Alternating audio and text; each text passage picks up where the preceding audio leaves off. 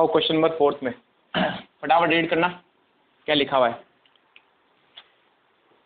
LMN एक firm में partners थे जिनका प्रॉफिट शेयरिंग रेशियो दिया हुआ 3:2:1। ठीक है, आगे लिखा हुआ 31 मार्च 2017 को उनकी बैलेंस शीट दे रखी है। बैलेंस शीट में देखो एसेट साइड में bank, debtors, stock, investment, furniture, machinery, P&L। क्या करेंगे P&L का? बांट देंगे, डिस्ट्रीब्यूट करना अपने को पार्टनर्स में। क्यों? क्योंकि अनडिस्ट्रीब्यूटेड प्रॉफिट्स होता है। तो बैलेंस शीट की जो जो चीजें हमें पार्टनर्स में बांटनी है वो सीधा डायरेक्टली हम डिस्ट्रीब्यूट करेंगे। क्रेडिटर्स दे रखे हैं, उसके बाद जनरल रिजर्व लिखा हुआ है, जनरल रिजर्व का क्या करेंगे? बांट देंगे। फिर हमें कैपिटल दे रखी है L, M और N की। ठीक है, उपरोक्त तिथि को O को एक नया साझेदार बनाया गया तथा यह निर्णय लिया गया on the about date O was admitted as a new partner and it was decided that. क्या डिसाइड किया हमने? First point, the new profit sharing ratio between L, M, N and O will be 2:1:1। नया साझेदारों का अनुपात बता दिया इसने, यानी न्यू रेशियो दे दिया। अब बताओ, जब क्वेश्चन में ओल्ड रेशियो दे, न्यू रेशियो दे, तो हम क्या सेक्रीफाइस रेशियो निकाल सकते हैं? यस, निकाल सकते हैं। तो आगे क्या फर्म की ख्याति का मूल्यांकन 1,80,000 पे किया गया। Goodwill of the firm was valued at ₹1,80,000। Valuation क्यों दिया जाता है? ताकि नए पार्टनर का हिस्सा निकाल सके। समझ गए? पूरे फर्म की गुडविल दे दी 1,80,000, तो नया जो पार्टनर आएगा इसमें अपना हिस्सा लेके आएगा। ठीक है, आगे और ये भी लिख दिया इसने, O brought his share of goodwill premium in cash. O अपना हिस्सा नगद में लाएगा। नगद में लाएगा इसका मतलब क्या होगा? शेयर लेके आएगा। अच्छा, इसने अभी तक हमें पूंजी के बारे में, कैपिटल के बारे में कुछ भी नहीं बोला है, तो फिलहाल यही तक अपन ये मान लेंगे। क्या मान लेंगे? फर्स्ट बताओ, जब भी नया पार्टनर आएगा वो कैपिटल और गुडविल लाता है तो हम क्या करते हैं? सिर्फ जनरल एंट्रीज करते हैं। यहाँ पर कैपिटल के बारे में कुछ बोला ही नहीं है। जब कुछ नहीं बोला तो हम क्या करेंगे? सिर्फ गुडविल की एंट्री कर लेंगे। क्या एंट्री हो जाएगी? देखो, फर्स्ट कैश लाया, कैश अकाउंट डेबिट, 2 में आ जाएगा गुडविल। अब गुडविल होगी कितनी उसकी वो देखना पड़ेगा अपने को। टोटल फर्म की गुडविल थी 1,80,000, उसमें बताओ भाई ओ का शेयर क्या था? यहां लिख रहा हूं थोड़ा, L, M और N, इनका ओल्ड रेशियो दिया हुआ है और L, M, N और O इनका न्यू रेशियो भी दिया हुआ है। तो ओल्ड क्या था? ओल्ड था 3:1, 3:2:1, और नया क्या है? 2:2, 1:1। ये है हमारे पास रेशियो।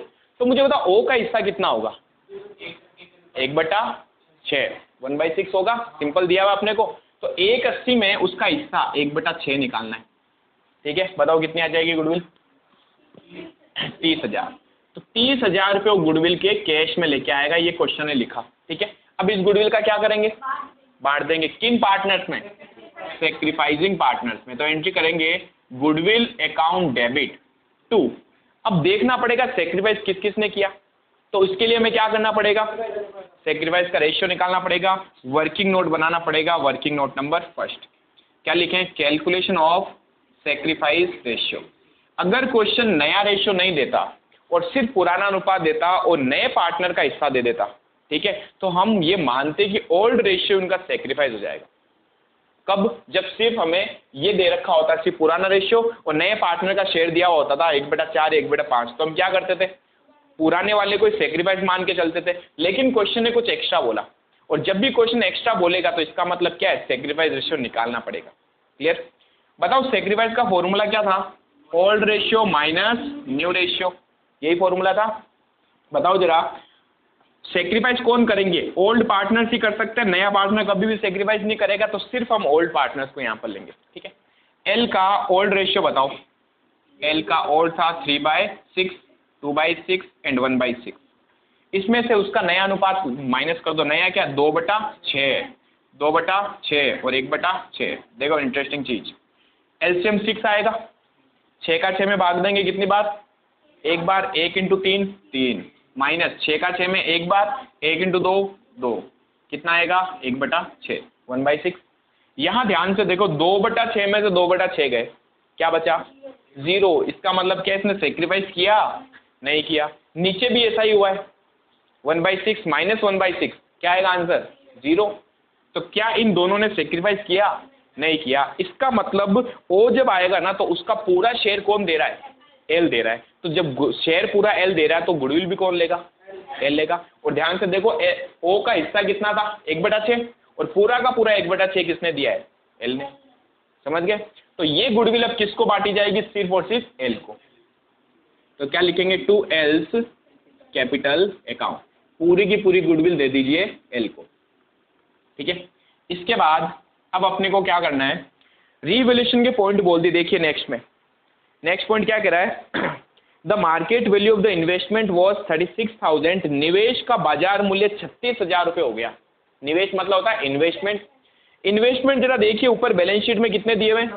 60,000। कह रहा है इसकी मार्केट प्राइस 36,000 हो गई, तो बढ़ा कि कम हुआ? कम हुआ। तो जब कम होगी एसेट्स तो कहाँ लिखेंगे? टू में कि बाई में? टू में। सिंपल सा पॉइंट है। ठीक है, तो इसने पता है क्वेश्चन में क्या बताया? नई वैल्यू बता दी। कितनी? 36,000 रुपये। तो जब नई वैल्यू बताएगा तो हम पुरानी से कंपेयर करेंगे और चेंज निकालेंगे, क्योंकि रीवैल्यूएशन अकाउंट में क्या आता है? सिर्फ और सिर्फ चेंज आता है यहाँ। ना तो इसको नई वैल्यू से मतलब है ना पुरानी वैल्यू से। ठीक है, ये क्या पूछता है? मुझे तो चेंज बताओ, कितना चेंज आ रहा है। क्लियर? तो हमने कहा इन्वेस्टमेंट पहले 60,000 थे, अब कितने हो गए? 35,000 हो गए। तो इसका मतलब हमारे इन्वेस्टमेंट कम हुए। एसेट्स कम होने पर हमेशा कहाँ लिखते हैं? टू साइड में। क्या लिखेंगे? To investment. कितने के? अब कम कितना होगा वो देखो।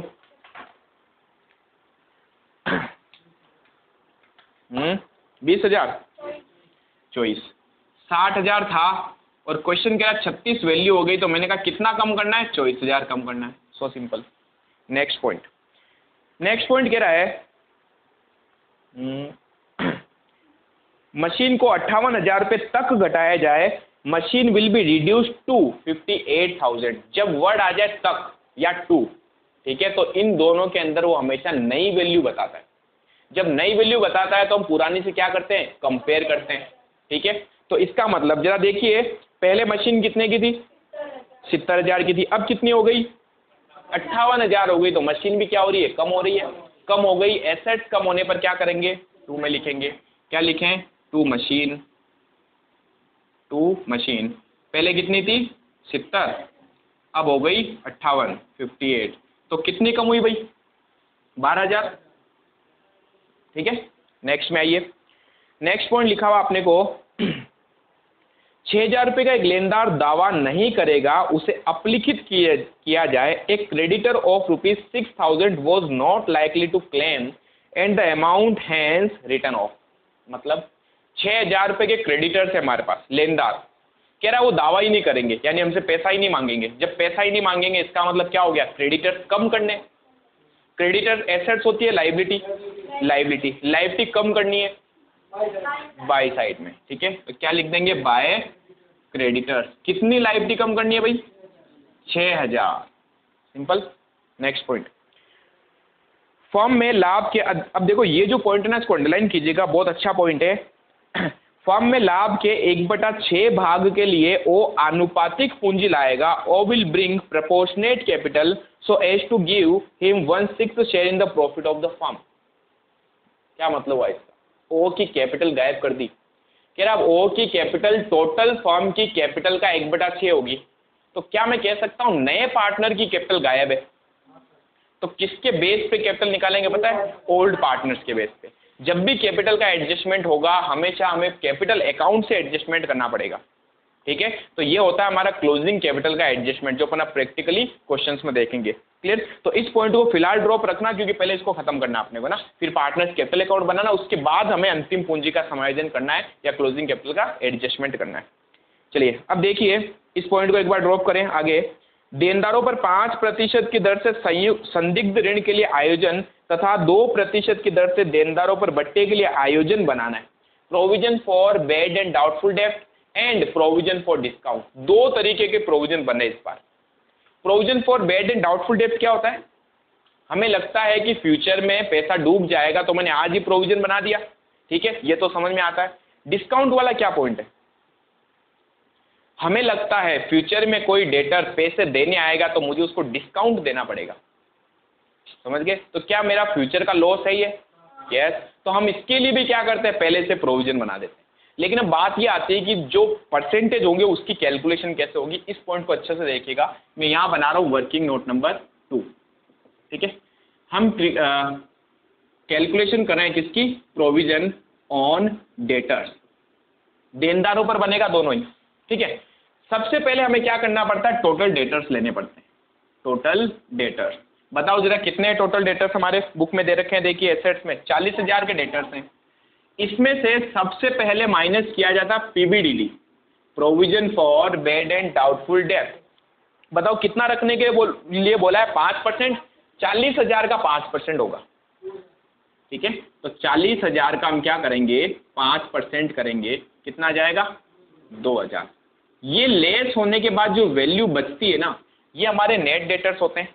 और अब जो डिस्काउंट है ना, वो और बनाना है, provision for discount. Provision for discount पता है किस पर बनता है, प्रोविजन फॉर डिस्काउंट कितना परसेंट बोला है, 2% किसका लें, 40,000 का या 38,000 का, 38,000 का। ये ध्यान रखना, बच्चे गलती करते हैं एग्जाम में, 5% भी 40 का कैलकुलेट कर लेते हैं और 2% है वो भी 40 का कर लेते हैं। 40 का नहीं होगा, पहले टोटल डेटर्स में से पीबीडीडी माइनस होगा और जो नेट डेटर्स बचेंगे ये, इसके ऊपर हम 2% का क्या बनाएंगे, प्रोविजन। बताओ ऐसा क्यों होता है, क्योंकि ये तो वो पैसा है जो डूब जाएगा, पता है।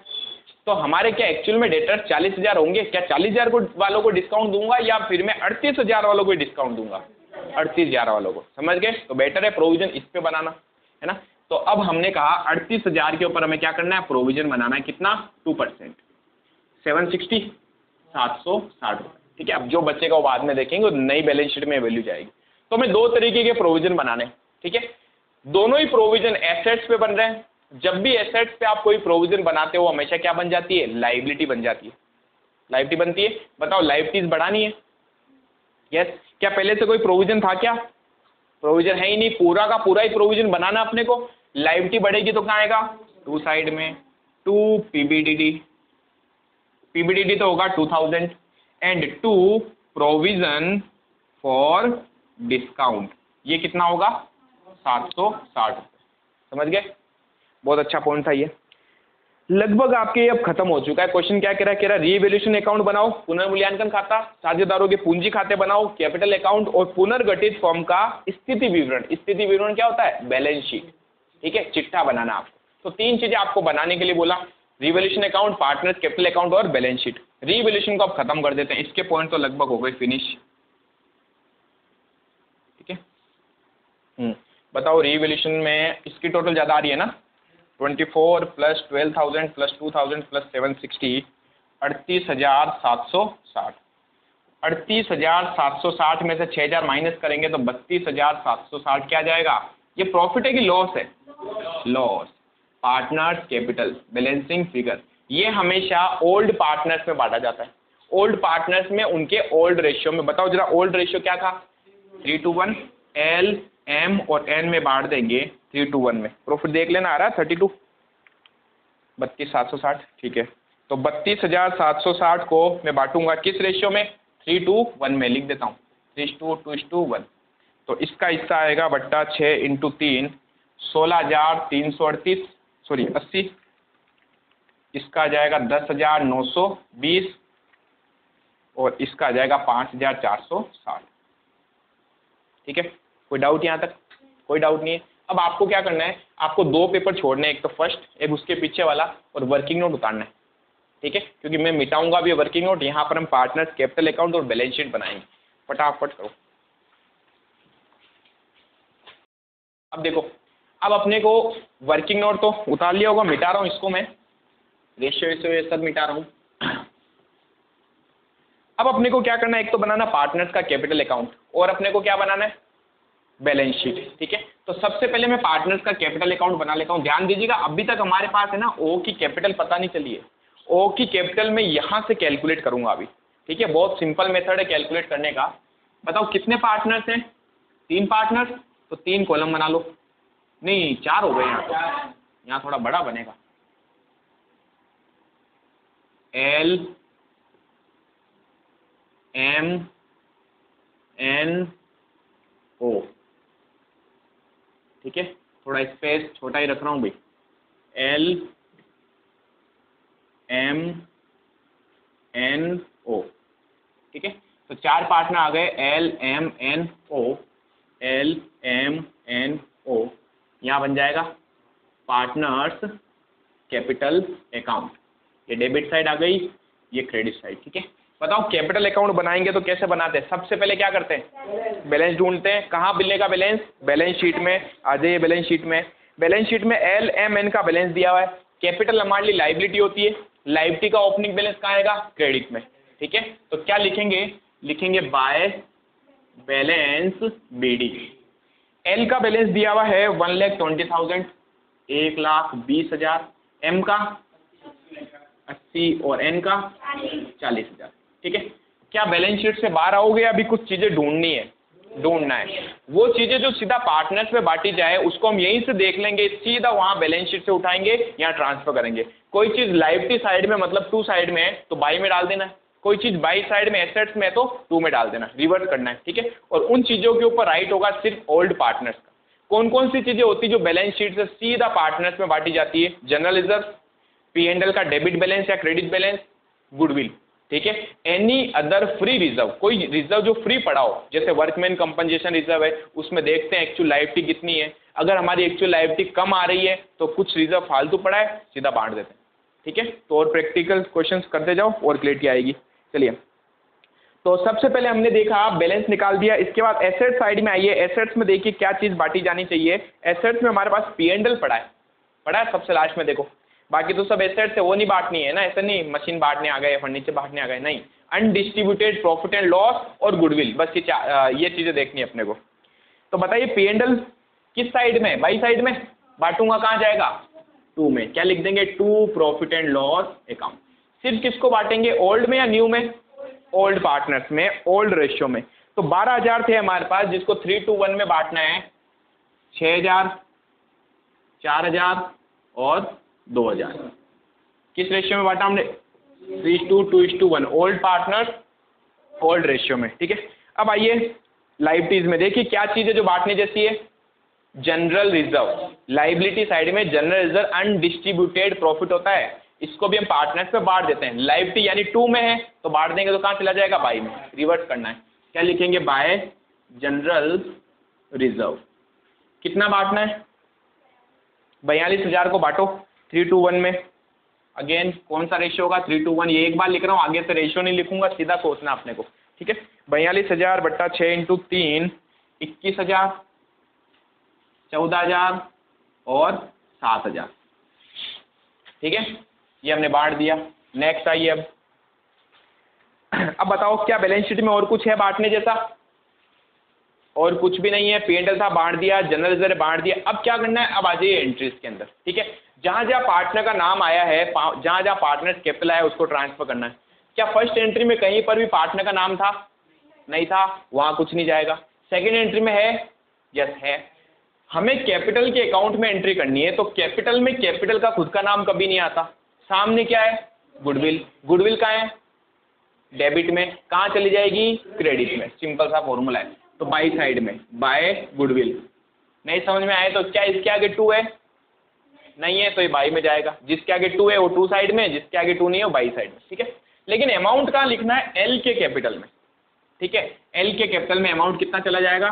30,000, 30,000। कोई डाउट यहाँ तक? अब आएंगे रिवोल्यूशन में। क्या यहाँ पर भी पार्टनर का नाम है कहीं पर? देखिए इधर तो कहीं नहीं है, ये रहा बाई साइड में। बाई में है तो उल्टा करना है अपने को। अकाउंटिंग का रूल होता है, जब भी आप एक अकाउंट से उठा के किसी चीज को दूसरे अकाउंट में या दूसरी जगह ट्रांसफर करते हो, साइड चेंज हो जाती है। ठीक है, अब ये कहाँ बैठा है? क्रेडिट में। यहाँ कहाँ जाएगा? डेबिट में। टू में लिखेंगे, लेकिन लिखेंगे क्या? क्या कैपिटल लिखूं? Revaluation account. किस अकाउंट से निकाला आपने? रीवैल्यूएशन अकाउंट से। इसकी एंट्री बता सकते हो आप मुझे? L's capital account debit, M's capital account debit, N's capital account debit, to revaluation. ठीक है, तो यहाँ क्या आएगा? To revaluation. कितना आएगा? 16,380, 10,920 और 5,460। यहाँ तक कोई डाउट? लगभग ये हो गया, लेकिन इसने एक पॉइंट डाल दिया बीच में। एक तो हमारे पास में ओ की कैपिटल गायब है, पता है? ओ की कैपिटल हमारे पास में गायब है। ओ की कैपिटल निकालनी है। अब ओ की कैपिटल किसके आधार पर निकालनी है पता है? ओल्ड पार्टनर्स के बेस पे। तो हमें जिसके बेस पे कैपिटल निकालनी पड़ती है उनकी कैपिटल पता होनी चाहिए और उनका शेयर पता होना चाहिए, सबसे पहला काम। ठीक है, उनकी कैपिटल हमें पता चल जाएगी, यहाँ से निकाल सकते हैं। ओल्ड पार्टनर्स की कैपिटल में यहाँ लिख सकता हूँ 2 बैलेंस CD, बैलेंसिंग फिगर। ठीक है, कैसे निकालेंगे? टोटल करो पूरी, एक 50 और एक 71, 171। इसमें से 171,000 माइनस करेंगे 6,000, 16,380। इसमें से ऊपर जो भी माइनस कर दो तो 1,48,620 ये आ जाएगी क्लोजिंग कैपिटल। ठीक है, फिर बात करते हैं एम की। एम की उसकी टोटल आ रही 94,000। 94,000 में से ये जो भी है माइनस कर दीजिए, 94,000 माइनस 4,000 माइनस 10, 920 तो आ जाएगा 79,080। ठीक है, और फिर बात करते हैं एन की। एन की उसकी टोटल आ रही है 47,000, 47,000 में से माइनस कर देंगे ये 47,000 माइनस 2,000 माइनस 5,460 तो ये आ जाएगा 39,540। अब समझना लास्ट पॉइंट जो हम प्रैक्टिकल क्वेश्चन में डायरेक्टली कर रहे हैं, ठीक है, कि कैपिटल का एडजस्टमेंट कैसे होता है। हमें यहाँ पर ओ की कैपिटल गायब कर दी और कैपिटल पुराने पार्टनर्स के बेस पे निकालनी है आपको। किसके बेस पे? पुराने पार्टनर्स के बेस पे। तो हमें एक वर्किंग नोट बनाना है, अच्छे से देखना कैसे निकलेगी। Working note number first, adjustment of closing capital. किसके बेस पे?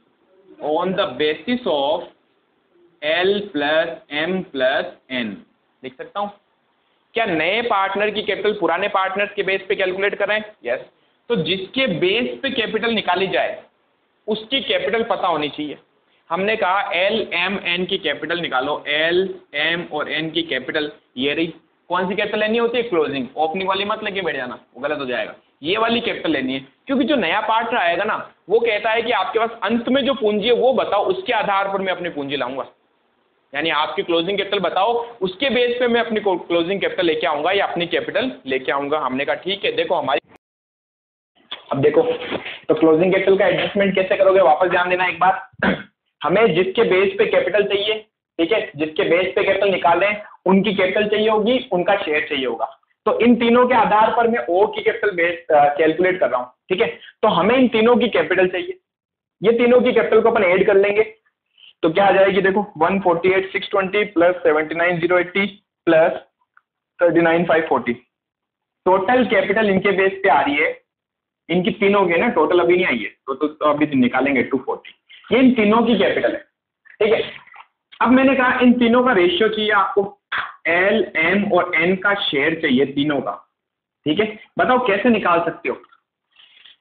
मेरे पास दो ऑप्शन है, न्यू रेशियो दिया हुआ है, या तो सबकी टोटल कर लो, या इससे बेस्ट ऑप्शन है क्या है, सबकी टोटल 1 मान के चलो, उसमें से O को हटा दो। ये कर सकते हैं अपन। मैं मान लू टोटल रेशियो 1 है, 1 में से अगर मैं O का शेयर कितना था 1/6 था ना, हटा दूं तो बाकी बचा हुआ किसका होगा? 5/6 L M N का होगा। तो मुझे इन तीनों की कैपिटल में है ना पूरे फर्म की टोटल कैपिटल निकालूंगा। क्या निकालूंगा? Total capital. तो हमने कहा total capital of firm. Total capital में देखो L की भी आ जाएगी, M की भी आ जाएगी, N की भी आ जाएगी और O की भी आ जाएगी।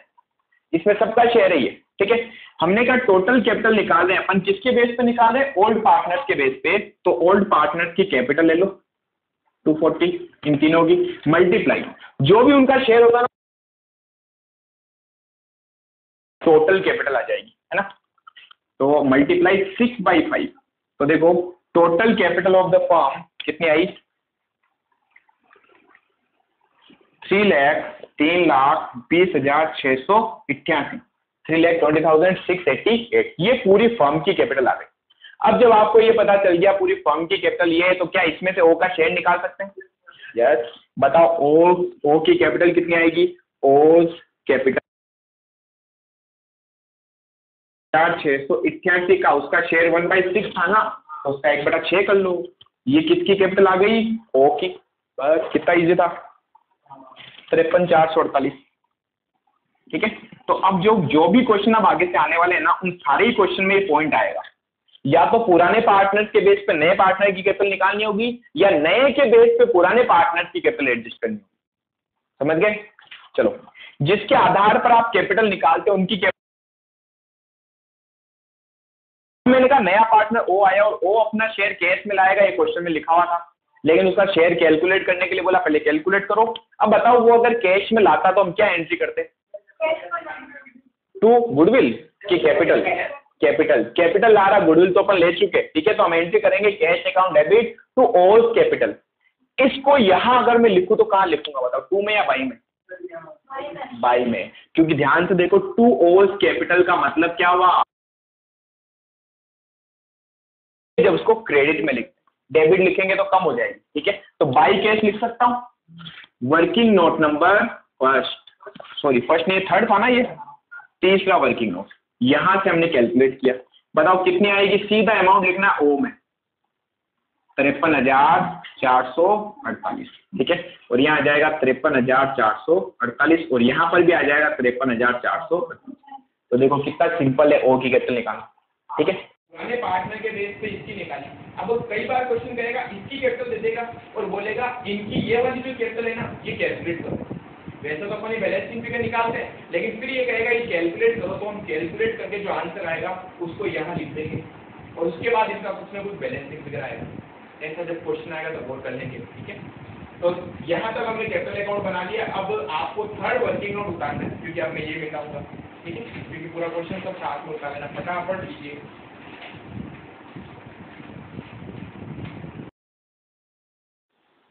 अब वर्किंग नोट नंबर सेकंड को मिटा रहा हूँ, उतार लिया सबने, ये वर्किंग नोट थर्ड वाला। तो अब अपने को बनानी बैलेंस शीट। अब देखो बैलेंस शीट कैसे बनाओगे, बैलेंस शीट बनाने की टेक्निक पता है कैसे बनानी है? बैलेंस शीट, ये कौन सी बैलेंस शीट है? न्यू बैलेंस शीट, ठीक है। ओल्ड वाला जो डेटा दिया हुआ है ना उसको देखते जाओ और उसको कंपेयर करते जाओ, तुलना करनी है किसके साथ में? रीवैल्यूएशन के साथ, कि क्या एसेट्स कम हुई और क्या एसेट्स बढ़ी, ठीक है। यहाँ लिख देंगे एसेट्स, यहाँ आ जाएगी लायबिलिटी। सबसे पहले एसेट्स कौन सी दे रखी है जरा देखो, एसेट साइड से स्टार्ट करेंगे अपन इसको। सबसे पहले दिया हुआ बैंक, बैंक एंड बैंक के साथ क्या लिखते हैं? बैंक एंड कैश को साथ में ले लेना है, ठीक है। अब इसको अपन कैलकुलेट करेंगे, थोड़ा स्पेस छोड़ देते हैं, उसके बाद में आइए नेक्स्ट क्या लिखा हुआ है? डेटर्स। तो यहाँ लिखेंगे हम डेटर्स। अब पता है डेटर्स पर दो तरीके के प्रोविजन बने थे, याद है? पीबीडीटी माइनस होता है, उसी तरीके से प्रोविजन फॉर डिस्काउंट भी क्या होता है? यहाँ से माइनस किया जाता है। दोनों ही प्रोविजन अपन यहाँ से माइनस करेंगे, ठीक है। तो लेस करेंगे, एक तो पीबीडीटी कितने का बनाया था हमने? पीबीडीटी 2000 का, ठीक है, और एक माइनस कर देंगे प्रोविजन फॉर डिस्काउंट, कितने का? 760 रुपये का, ठीक है। ये दोनों चीज़ें हो गई, एडजस्टमेंट हो गया, यहाँ से देख के ये हो चुका है, ठीक है। अब इसको दोबारा मत लिखना कहीं। तो बताओ नेट अमाउंट कितना आएगा? 40,000 माइनस 2000 माइनस 760, 37,240, 37,240। यहाँ तक कोई डाउट है? नेक्स्ट पॉइंट, फिर अपने को स्टॉक दिया हुआ है, बताओ स्टॉक कितना है? स्टॉक दिया हुआ अपने को 2,20,000। क्या स्टॉक में कुछ चेंजेस आया? ध्यान से देखो इधर, कोई चेंजेस नहीं आया, तो 2,20,000 दिया हुआ, एज इट इज बाहर लिख दो, कितना? 2,20,000। तो कंपेयर करते रहना बस साथ में कि यहाँ पर कुछ चेंजेस आया या नहीं आया। नेक्स्ट बात करते हैं इन्वेस्टमेंट की। इन्वेस्टमेंट हमारे पास कितने का था? इन्वेस्टमेंट हमारे पास में 60,000 का था, इसमें चेंजेस आए, देखो इधर इन्वेस्टमेंट 2 में आया, इसका मतलब इन्वेस्टमेंट कम हुआ तो हमें भी वहां से क्या करना है? कम करना पड़ेगा। कितना कम करना है? 24,000। तो हमने कहा 24,000 कम हो गए तो वैल्यू कितनी बच गई? 36,000। सिंपल, ये हो गया। छोटा सा राइट मार देना ताकि रीचेक होता रहे। फिर हमने कहा फर्नीचर कितना था हमारे पास? ओल्ड बैलेंस शीट में, पुरानी बैलेंस शीट से देख रहे हैं पहले अपन अमाउंट। पुरानी बैलेंस शीट में हमारे पास 20,000 था, फिर यहाँ देखा तो कहीं फर्नीचर आया है क्या? यानी कोई चेंजेस नहीं आए, एज इट इज बाहर लिख दो। कितने का फर्नीचर? 20,000 का, ये लिख दिया हमने 20,000। उसके बाद मशीन हमारे पास पहले कितनी थी? 70। देखो क्या कोई चेंजेस आया? यस, चेंज आया। मशीन 2 में आई है, इसका मतलब मशीन बढ़ रही है कि कम हो रही है? कम हो रही है। एसेट्स 2 में आई मतलब कम हो रही है। कितनी कम हुई? 12,000। तो हम भी यहाँ से क्या कर देंगे? 12,000 कम कर देंगे, समझ गए? तो वैल्यू कितनी आ जाएगी बाहर? 58,000, 58,000। Simple. Next point P and L, क्या पी एंड एल आएगा? नहीं आएगा, क्यों? बांट दिया हमने, जो चीज बांट दी ना उसमें वो वापस रिपीट मत करना। फिर आ जाइए लाइबिलिटी साइड में, बात करते हैं क्रेडिटर्स की। तो क्रेडिटर्स हमारे पास पहले कितने के थे? 1,68,000 के थे। क्या यहाँ कहीं क्रेडिटर्स आया? यस। क्रेडिटर्स लाइबिलिटी है, लाइबिलिटी बाई में आने का मतलब कम हो रही है, समझ गए? कम हो गई मतलब हम भी क्या कर देंगे? कम कर देंगे, ठीक है। ये हो गया, प्रोविजन हो गया, मशीन वाला भी हो गया। अच्छा 1,62,000 बच गए। अब हमारे पास जनरल रिजर्व दिया हुआ, क्या आएगा? क्या नहीं आएगा, हम बांट चुके हैं जनरल रिजर्व को पहले ही, जब पहले ही बांट दिया तो अब यहाँ पर वापस नहीं आएगा। उसके बाद दिया हुआ फाइनली अपने को कैपिटल। जब आप कैपिटल लिखो उससे पहले एक बार वापस ये चेक करना होता है कि क्या हमने सारी चीज़ों का एडजस्टमेंट कर लिया। मशीन इन्वेस्टमेंट का हो गया, यस, तभी तो राइट लगाया हमने। मशीन का हो गया, पीबीडीडी हो गया, प्रोविजन फॉर डिस्काउंट हो गया, क्रेडिटर्स भी हो गए, सारा एडजस्टमेंट हो गया। कैपिटल कैपिटल में चली गई, ठीक है। अब यहाँ लिखेंगे क्या? Capital account. अब बताइए कितने पार्टनर्स है? L M N O. कौन सी कैपिटल उठानी है? Closing capital. ये एज इट इज उठा के यहाँ छाप दो, समझ गए? ये क्लोजिंग कैपिटल होती है कैपिटल का क्लोजिंग बैलेंस, और क्लोजिंग बैलेंस कहाँ आता है? बैलेंस शीट के अंदर, ठीक है। तो ए की कैपिटल आई एल की 1,48,620, एम की आई 79,080, इसकी आई 39,540 और लास्ट में 53,448। पता है इन पूरे की कैपिटल कितनी आएगी? जो हमने वर्किंग नोट में निकाला था, पता total capital of all partners 3,20,000 something, वही आएगी। 1,48,620 प्लस 79,080 प्लस 39,540 प्लस 53,448, इसकी आ रही 3,20,688, ये आएगी। हमने ये तो निकाला था तीनों पार्टनर्स की टोटल कैपिटल, ठीक है। अब दोनों साइड की टोटल मैच कीजिए, अगर मैच हो जाता है तो किला फतेह, नहीं तो कुछ ना कुछ गड़बड़ है।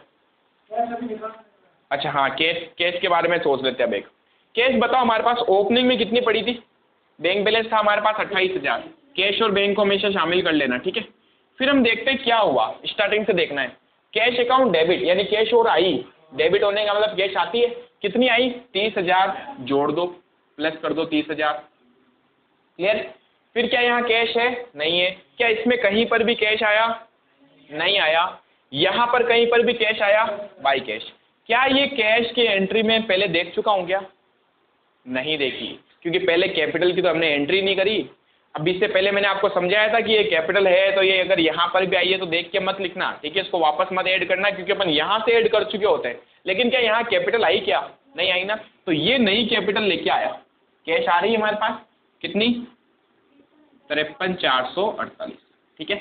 इधर कहीं पर कैश है ही नहीं, तो ये हमारे कैपिटल का, सॉरी बैंक और कैश का बैलेंस आ जाएगा 28,000 प्लस 30,000 प्लस 53,448, 1,11,448, ठीक है। हाँ सही है। 3,20,000 162 प्लस 326,88, तो ये आ जाएगा 4,82,688। और वहाँ पर देखो 1,11,448 plus 37,240 plus 2,20,000 plus 36,000 plus 20,000 plus 58,000, इसकी टोटल आ रही है 4,82,688। दोनों की बराबर आ रही है, किला पता है, छापो फटाफट।